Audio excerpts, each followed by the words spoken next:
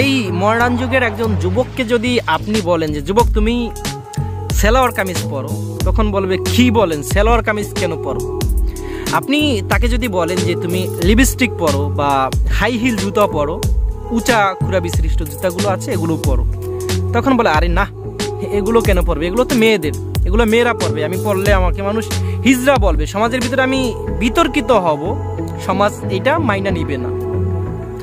আপনি তাকে যদি জিজ্ঞাসা করেন যে কে বললো এগুলো মেয়েদের, কে বললো এগুলো পরলে তোমাকে হিজড়া বলবে আর সমাজ কেন মেনে নিবে না, এগুলো কে শিক্ষা দিয়েছে তোমাকে, তখন বলবে যে এগুলো তো আসলে যারা আবিষ্কার করেছে তারা এই মেয়েদের জন্য করেছে, বা এটা পাশ্চাত্য আমাদেরকে শিক্ষা দিয়েছে, এটাই সংস্কৃতি, সংস্কৃতি আমাদেরকে শিক্ষা দিয়েছে। আমাদের উত্তরটা এরকমই হবে, এর ব্যতিক্রম কিছুই হবে না। অত্যন্ত দুঃখজনক বিষয় এখানে লুকায়িত আছে। একটু খেয়াল করেন যে আমরা পাশ্চাত্য কি শিক্ষা দিল এটা মাইনা নিলাম, সংস্কৃতি কি শিক্ষা দিল এইটা গ্রহণ করলাম, সমাজের ভিতরে বিতর্কিত হব এই জন্য আমরা এগুলো থেকে বিরত থাকলাম, মানুষ হাসবে হিজড়া বলবে এগুলোকে ভয় করে আমরা এগুলো থেকে বিরত থাকলাম।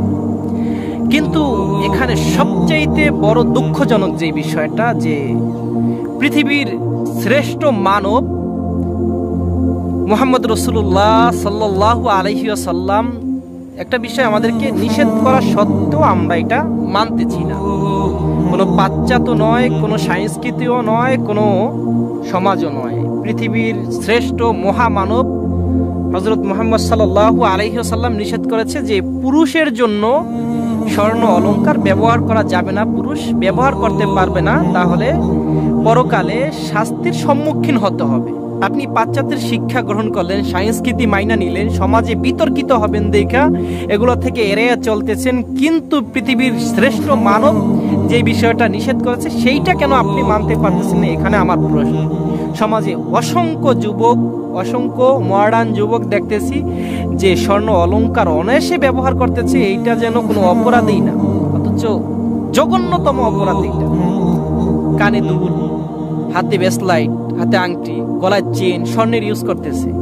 আশ্চর্য বিষয়, ওগুলো মানতে পারতেছেন, সাধারণ মানুষ নিষেধ করেছে, সাধারণ সমাজ নিষেধ করেছে, ওইটা যে পড়লে আপনি অনেক বড় শাস্তির সম্মুখীন হবেন এরকমটাও কেউ বলে নাই। কিন্তু এই যে স্বর্ণ অলংকার যদি আপনি ব্যবহার করেন তাহলে রাসূল বলেছে পরকালে শাস্তির ব্যবস্থা আছে, কিন্তু সেইটা আপনি কেন মানতেছেন না?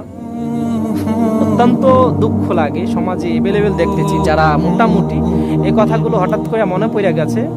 এক বন্ধু খুব ধার্মিক, নামাজ কালাম পড়ে, মোটামুটি আলেম ওলামাদের সাথে চলাফেরা করে, তো তার বিয়ায় তাকে দেখলাম যে একটা স্বর্ণের আংটি দিছে, সে সেইটা পড়তেছে। জিজ্ঞাসা করলাম যে এটা পড়তেছেন কেন, এটা তো নিষেধ পড়া।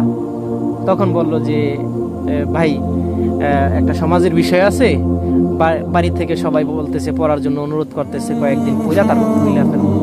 আশ্চর্য হয়ে গেলাম যা খারে আমরা কি মনে করি যে একজন ধার্মিক মানুষ সে এইটা থেকে নিজেকে হেফাজত করতে পারতেছে না, মানে সমাজ কি বলবে, লোকজন কি বলবে, সেইটার দিকে লক্ষ্য করলো। মুহাম্মদ সাল্লাল্লাহু আলাইহি ওয়াসাল্লাম কি বলছেন সেটার দিকে তো একবারও লক্ষ্য করলো না। এইটার কারণে পরবর্তীতে পরকালে মরার পর যে শাস্তির সম্মুখীন হইতে হবে সেই দিকে একটু ভ্রুক্ষেপ করলো না, সে অনায়াসে মানে ওই স্বর্ণ অলংকার ইউজ করতেছে। অত্যন্ত আফসোস আর দুঃখ নিয়ে কথাগুলো বললাম। সমাজে এরকম এভেলেবেল হইতেছে, স্বর্ণ ব্যবহার করতেছে হাতে পায়ে, এমনকি পুরুষে দেখলাম, বর্তমান যুবকরা দেখলাম কানে পর্যন্ত দুল পরে স্বর্ণের। তো এই বিষয়গুলো নিয়ে যদি কথা না বলি তাহলে তো আমার মনে হয় যে আমানতের খেয়ানত হয়ে যাবে, কারণ যতটুকু জানছি এটুকু জানানো দরকার। বর্তমান সমাজে যা চলতে আছে, যদি দুই একজন হইল এই কথা থেকে, এই ভিডিও থেকে উপকৃত হয় তাহলে এত নিজের অন্তরে শান্তি পাবো। যাই হোক দর্শক, আমরা সতর্ক হয়ে যাই, ধার্মিক যারা আছে একটু খেয়াল করেন, সমাজ রক্ষা করবেন, সংস্কৃতি রক্ষা করবেন না রাসূল সাল্লাল্লাহু আলাইহি ওয়াসাল্লামের আদেশ রক্ষা করবেন, আপনি ডিসিশন নেন। আল্লাহ রসুলকে খুশি করবেন না সমাজকে খুশি করবেন, এটা আপনার একান্ত ব্যক্তিগত বিষয়। যদি সমাজকে খুশি করতে যায় আল্লাহ রসুলকে আপনি নারাজ করেন, তাহলে পরকালে আপনার যে অনন্ত জিন্দিগি রয়েছে সেখানে আপনি ধরা খেয়ে যাবেন, কট খেয়ে যাবেন। আর যদি আপনার দুনিয়ার সমস্ত মানুষও যদি আপনার বিপক্ষে দাঁড়িয়ে যায় আর আপনি যদি আল্লাহ রসুলকে খুশি করে যাইতে পারেন, তাহলে এই ক্ষণস্থায়ী দুনিয়া শেষ হয়ে যাক, সমস্যা নেই, কিন্তু চিরস্থায়ী যেই দুনিয়া আসতেছে আপনার সামনে, জিন্দিগি আসতেছে, সেখানে আপনি সাকসেস হবেন ইনশাআল্লাহ, এটা আমরা আশাবাদী। যাই হোক দর্শক, ভিডিও শেষ করে দিচ্ছি, দেখা হবে পরের কোনো ভিডিওতে। ভিডিও সংক্রান্ত আপনার মূল্যবান মতামত অবশ্যই আমাদের কমেন্ট সেকশনে লিখে যাবেন।